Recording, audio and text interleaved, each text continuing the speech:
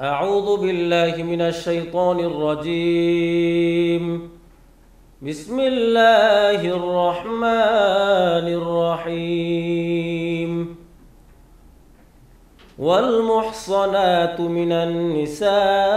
إلا ما ملكت أيمانكم كتاب الله عليكم وأحل لكم ما وراء ذلكم أن تبتغوا بأموالكم محصنين غير مسافحين، فما استمتعتم به منهن فآتوهن أجورهن فريضة، ولا جناح عليكم فيما تراضيتم به من بعد الفريضة، إن الله كان عليما حكيما. ومن لم يستطع منكم طولا أن ينكح المحصنات المؤمنات فمما ملكت أيمانكم من فتياتكم المؤمنات، والله أعلم بإيمانكم بعضكم من بعض، فانكحوهن بإذن أهلهن وآتوهن أجورهن بالمعروف محصنات غير مسافحات ولا متخذات أخدان، فإذا أحصن فإن أتين بفاحشة فعليهن نصف ما على المحصنات من العذاب، ذلك لمن خشي العنة منكم، وأن تصبروا خير لكم، والله غفور رحيم. يريد الله ليبين لكم ويهديكم سنن الذين من قبلكم ويتوب عليكم، والله عليم حكيم. والله يريد أن يتوب عليكم ويريد الذين يتبعون الشهوات أن تميلوا ميلا عظيما. يريد الله أن يخفف عنكم وخلق الإنسان ضعيفا. يا أيها الذين آمنوا لا تأكلوا أموالكم بينكم بالباطل إلا أن تكون تجارة عن تراض منكم، ولا تقتلوا أنفسكم، إن الله كان بكم رحيما. ومن يفعل ذلك عدوانا وظلما فسوف نصليه نارا، وكان ذلك على الله يسيرا. إن تجتنبوا كبائر ما تنهون عنه نكفر عنكم سيئاتكم وندخلكم مدخلا كريما. ولا تتمنوا ما فضل الله به بعضكم على بعض، للرجال نصيب مما اكتسبوا وللنساء نصيب مما اكتسبن، واسألوا الله من فضله إن الله كان بكل شيء عليما. ولكل جعلنا موالي مما ترك الوالدان والأقربون والذين عقدت أيمانكم فآتوهم نصيبهم، إن الله كان على كل شيء شهيدا. الرجال قوامون على النساء بما فضل الله بعضهم على بعض وبما أنفقوا من أموالهم، فالصالحات قانتات حافظات للغيب بما حفظ الله، واللاتي تخافون نشوزهن فعظوهن واهجروهن في المضاجع واضربوهن، فإن أطعنكم فلا تبغوا عليهن سبيلا، إن الله كان عليا كبيرا. وإن خفتم شقاق بينهما فابعثوا حكما من أهله وحكما من أهلها إن يريدا إصلاحا يوفق الله بينهما إن الله كان عليما خبيرا واعبدوا الله ولا تشركوا به شيئا وبالوالدين إحسانا وبذي القربى واليتامى والمساكين والجار ذي القربى والجار الجنب والصاحب بالجنب وابن السبيل وما ملكت أيمانكم إن الله لا يحب من كان مختالا فخورا الذين يبخلون ويأمرون الناس بالبخل ويكتمون ما آتاهم الله من فضله وأعتدنا للكافرين عذابا مهينا والذين ينفقون أموالهم رئاء الناس ولا يؤمنون بالله ولا باليوم الآخر ومن يكن الشيطان له قرينا فساء قرينا وماذا عليهم لو آمنوا بالله واليوم الآخر وأنفقوا مما رزقهم الله وكان الله بهم عليما إن الله لا يظلم مثقال ذرة وإن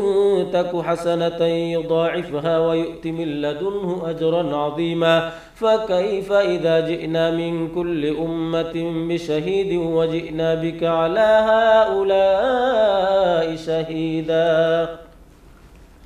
يومئذ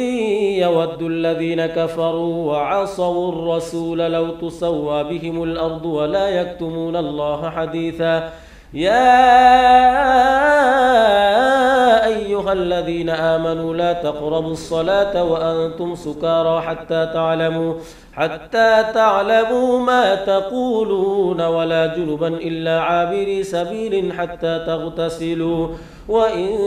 كنتم مرضى أو على سفر أو جاء أحد منكم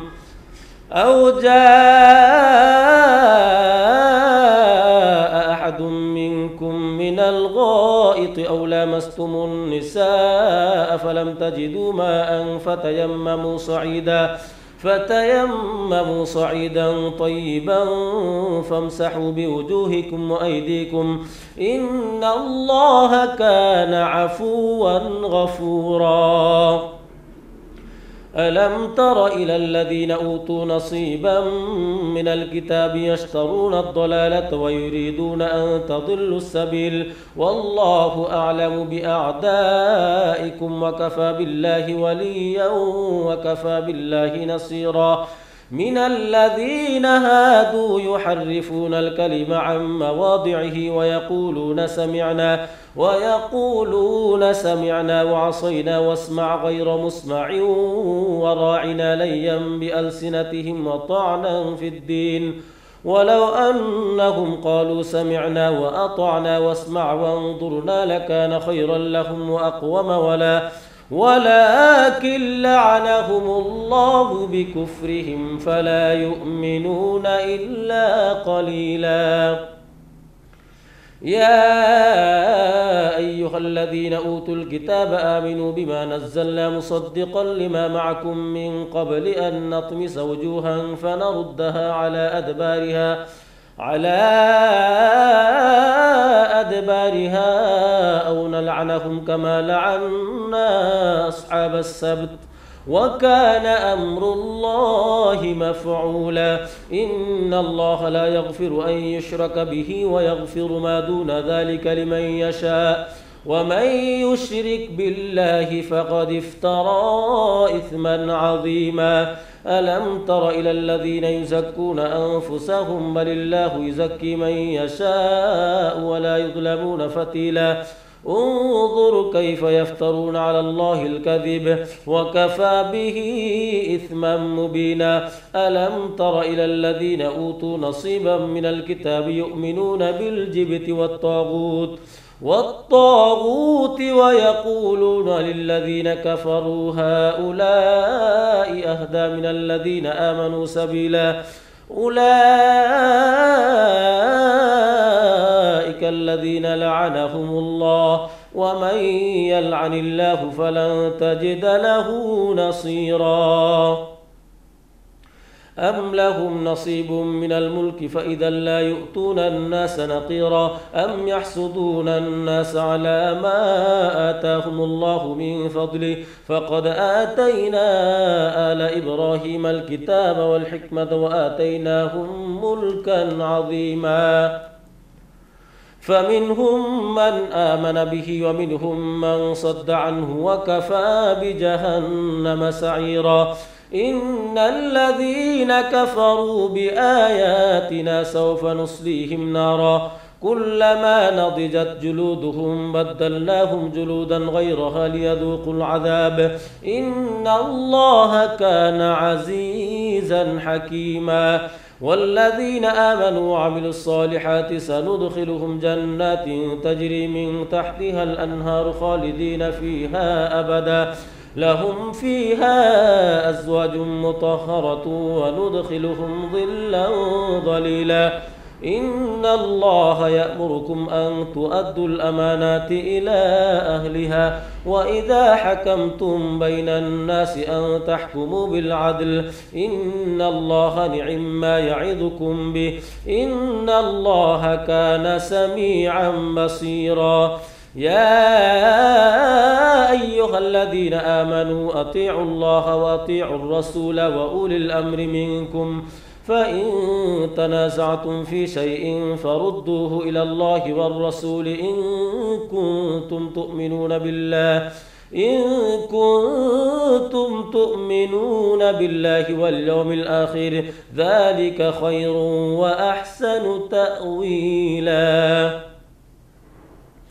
ألم تر إلى الذين يزعمون أنهم آمنوا بما أنزل إليك وما أنزل من قبلك يريدون أن يتحاكموا إلى الطاغوت وقد أمروا أن يكفروا به ويريد الشيطان أن يضلهم ضلالا بعيدا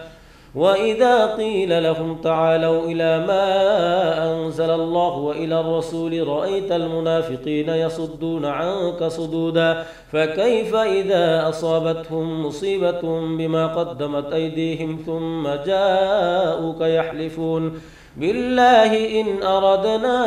إلا إحسانا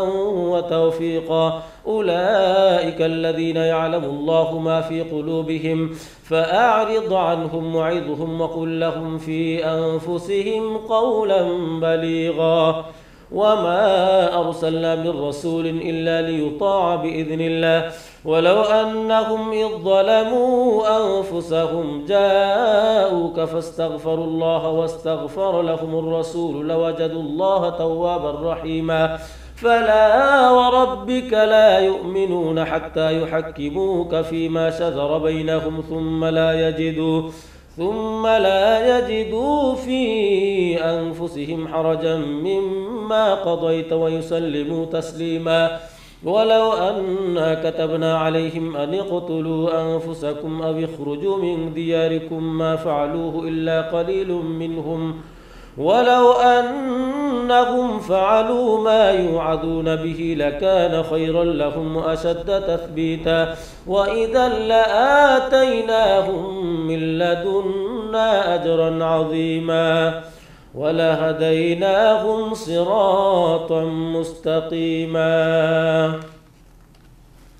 ومن يطع الله والرسول فأولئك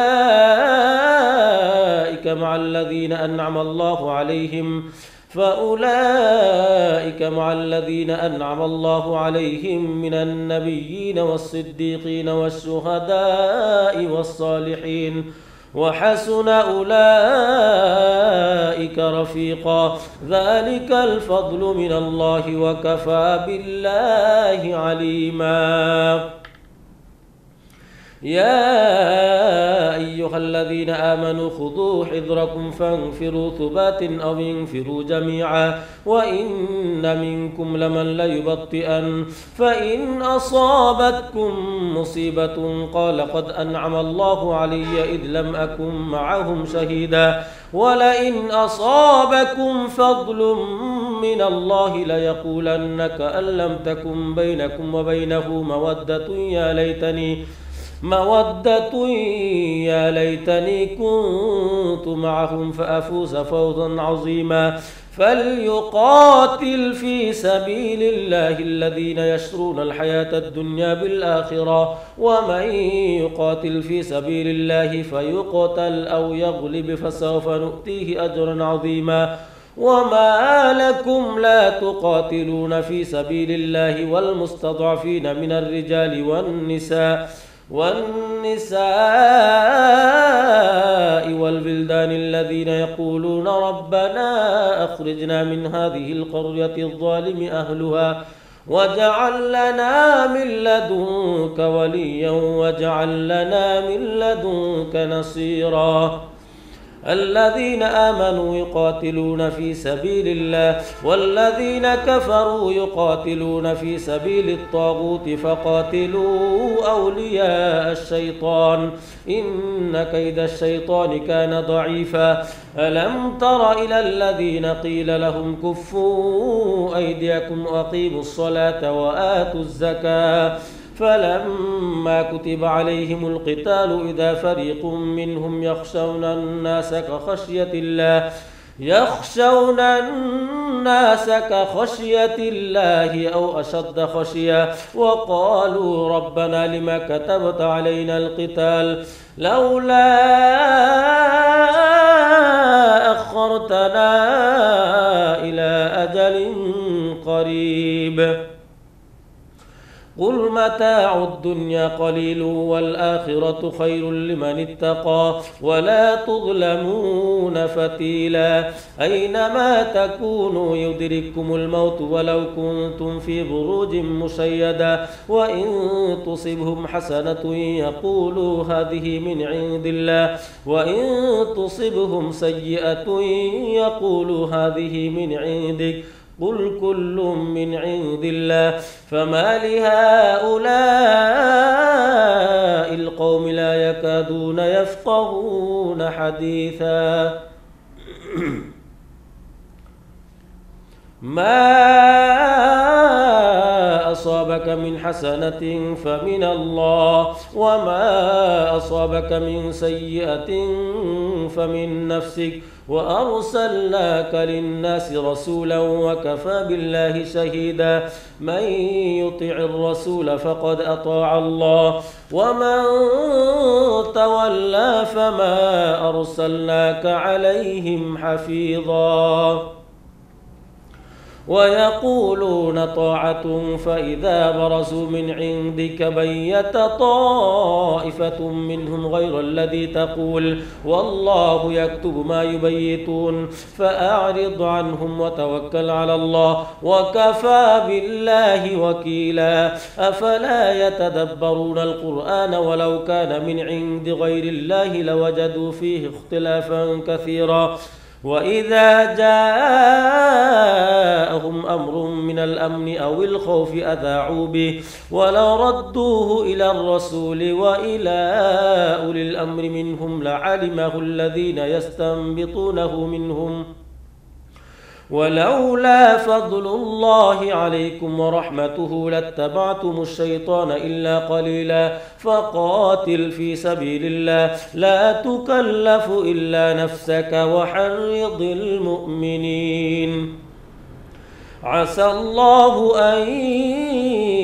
يكف بأس الذين كفروا والله أشد بأسا وأشد تنكيلا. من يشفع شفاعة حسنة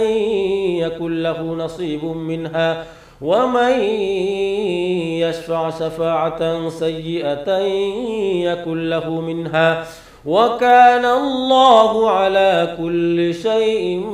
مقيتا. وإذا حييتم بتحية فحيوا بأحسن منها أو ردوها إن الله كان على كل شيء حسيبا. الله لا إله إلا هو ليجمعنكم إلى يوم القيامة لا ريب فيه ومن أصدق من الله حديثا. فما لكم في المنافقين فئتين والله أركسهم بما كسبوا أتريدون أن تهتدوا من أضل الله ومن يضلل الله فلن تجد له سبيلا ودوا لو تكفرون كما كفروا فتكونون سواء فلا تتخذوا منهم أولياء حتى يهاجروا في سبيل الله فإن تولوا فخذوهم وقتلوهم حيث وجدتموهم ولا تتخذوا منهم وليا ولا نصيرا إلا الذين يصلون إلى قوم بينكم وبينهم ميثاق أو جاءوكم حصرت صدورهم أن يقاتلوكم أو يقاتلوا قومهم ولو شاء الله لسلطهم عليكم فلقاتلوكم فإن اعتزلوكم فلم يقاتلوكم وألقوا إليكم السلام فما جعل الله لكم عليهم سبيلا ستجدون آخرين يريدون أن يأمنوكم ويأمنوا قومهم كلما ردوا إلى الفتنة أركسوا فيها فإن لم يعتزلوكم ويلقوا إليكم السلام ويكفوا أيديهم فخذوهم وقتلوهم حيث ثقفتموهم وأولئكم جعلنا لكم عليهم سلطانا مبينا وما كان لمؤمن أن يقتل مؤمنا إلا خطأ ومن قتل مؤمنا خطأ فتحرير رقبة مؤمنة ودية مسلمة إلى أهله إلا أن يصدقوا فإن كان من قوم عدو لكم وهو مؤمن فتحرير رقبة مؤمنة وإن كان من قوم بينكم وبينهم ميثاق فدية مسلمة إلى أهله وتحرير رقبة مؤمنة فمن لم يجد فصيام شهرين متتابعين توبة من الله وكان الله عليما حكيما ومن يقتل مؤمنا متعمدا فجزاؤه جهنم خالدا فيها وغضب الله عليه ولعنه وأعد له عذابا عظيما يا أيها الذين آمنوا إذا ضربتم في سبيل الله فتبينوا ولا تقولوا لمن ألقى إليكم السلام لست مؤمنا تبتغون عرض الحياة الدنيا فعند الله مغانم كثيرة كذلك كنتم من قبل فمن الله عليكم فتبينوا إن الله كان بما تعملون خبيرا لا يستوي القاعدون من المؤمنين غير أولي الضرر والمجاهدون في سبيل الله بأموالهم وأنفسهم فضل الله المجاهدين بأموالهم وأنفسهم على القاعدين درجة وكلا وعد الله الحسنى وفضل الله المجاهدين على القاعدين أجرا عظيما درجات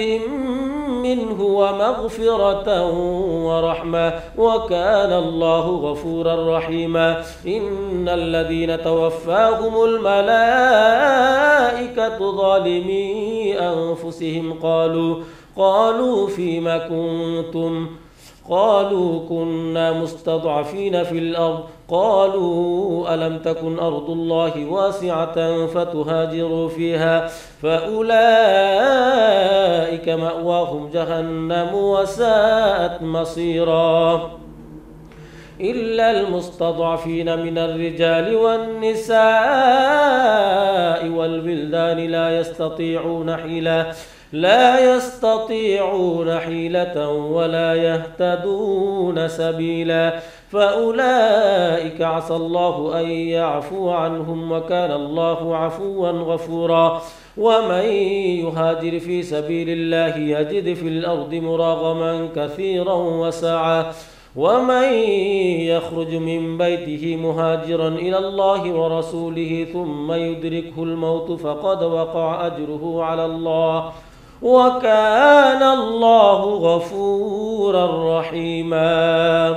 وإذا ضربتم في الأرض فليس عليكم جناح أن تقصروا من الصلاة إن خفتم أن يفتنكم الذين كفروا إن الكافرين كانوا لكم عدوا مبينا وإذا كنت فيهم فأقمت لهم الصلاة فلتقم طائفة منهم معك وليأخذوا أسلحتهم فإذا سجدوا فليكونوا من ورائكم ولتأت طائفة أخرى لم يصلوا فليصلوا معك وليأخذوا حذرهم وأسلحتهم ود الذين كفروا لو تغفلون عن أسلحتكم وأمتعتكم فيميلون عليكم ميلة واحدة ولا جناح عليكم إن كان بكم أذى من مطر أو كنتم مرضى أن تضعوا أسلحتكم وخذوا حذركم إن الله أعد للكافرين عذابا مهينا فإذا قضيتم الصلاة فاذكروا الله قياما وقعودا وعلى جنوبكم فإذا اطمأننتم فأقيموا الصلاة إن الصلاة كانت على المؤمنين كتابا موقوتا ولا تهنوا في ابتغاء القوم إن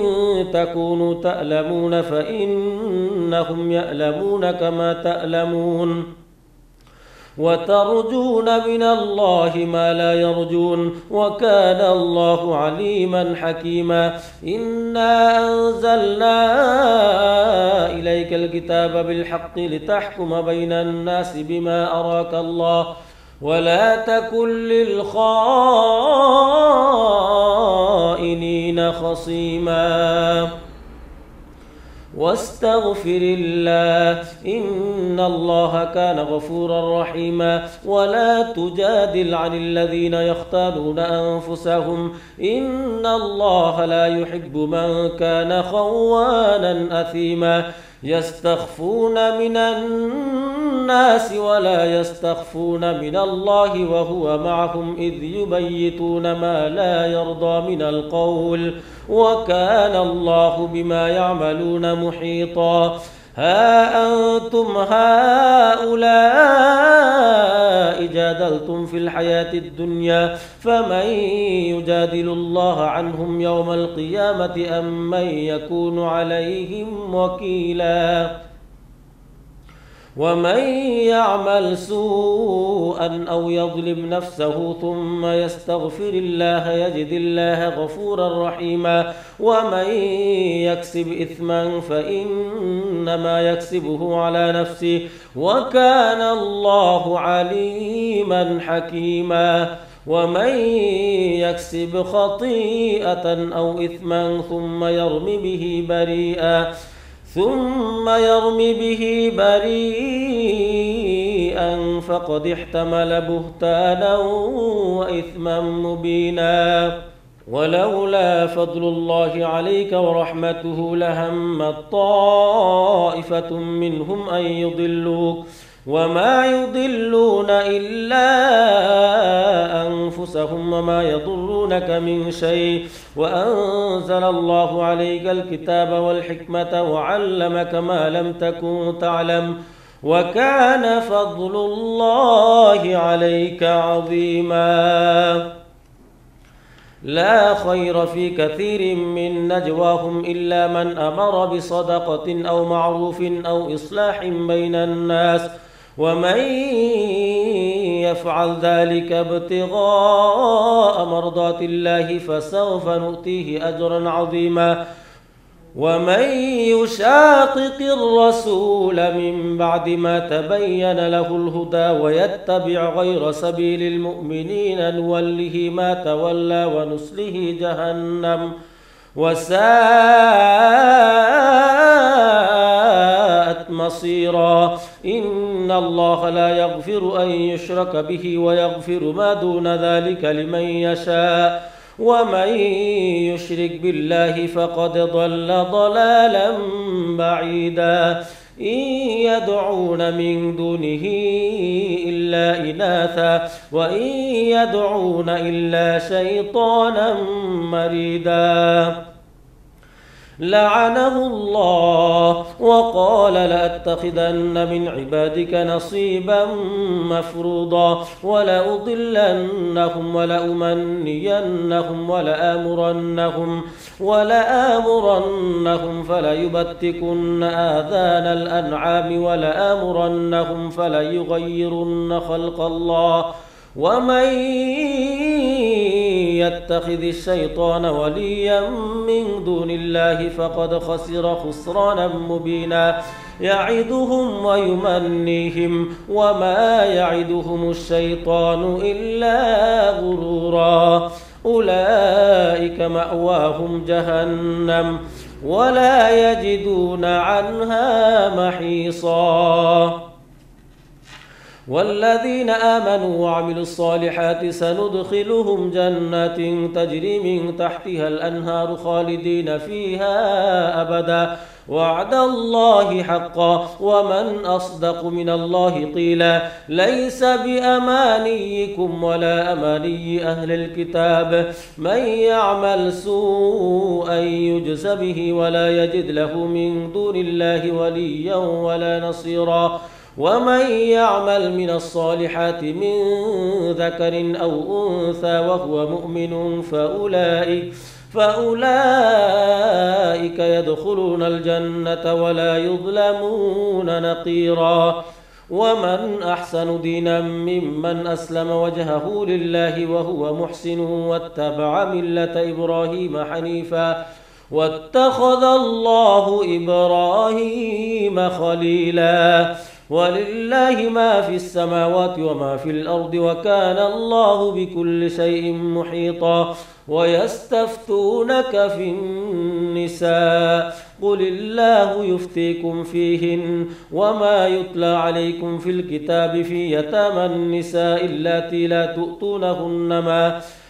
تؤتونهن ما كتب لهن وترغبون أن تنكحوهن والمستضعفين من الولدان وأن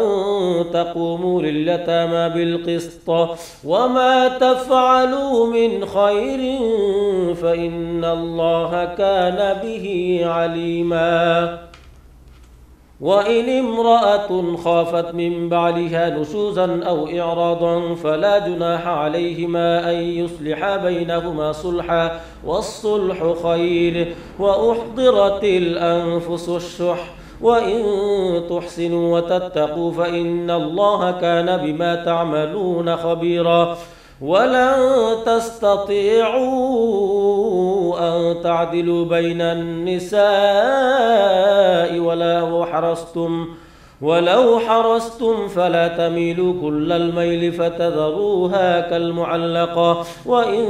تصلحوا وتتقوا فإن الله كان غفورا رحيما. وإن يتفرقا يغني الله كلا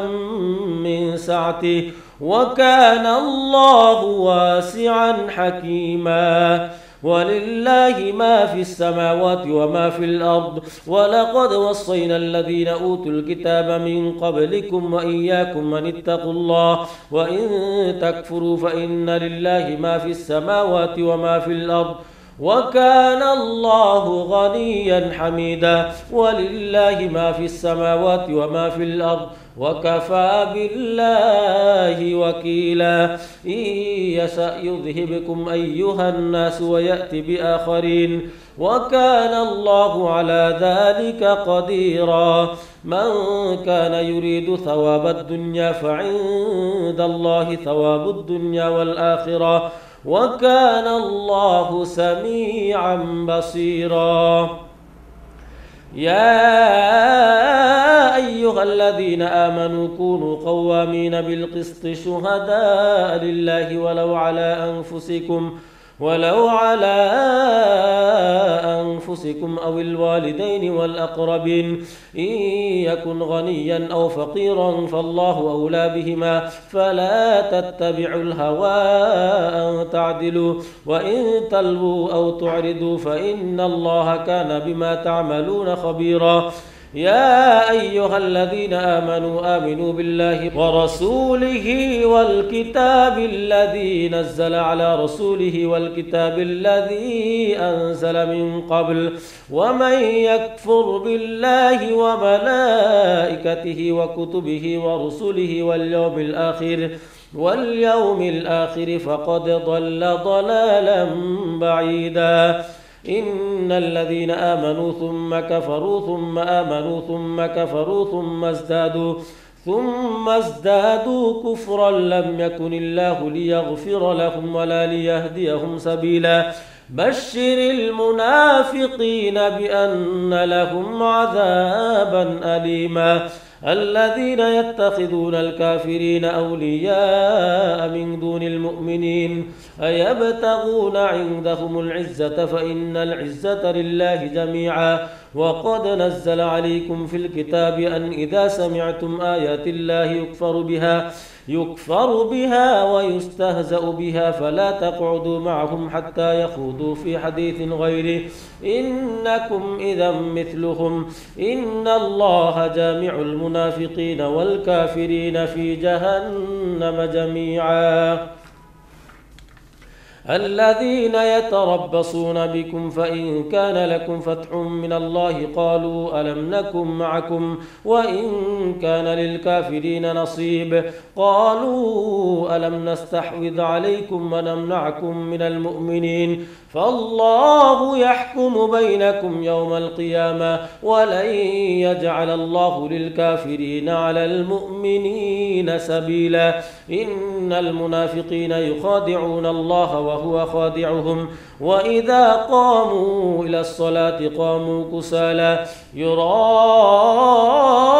الناس ولا يذكرون الله إلا قليلا مذبذبين بين ذلك لا إله هؤلاء ولا إله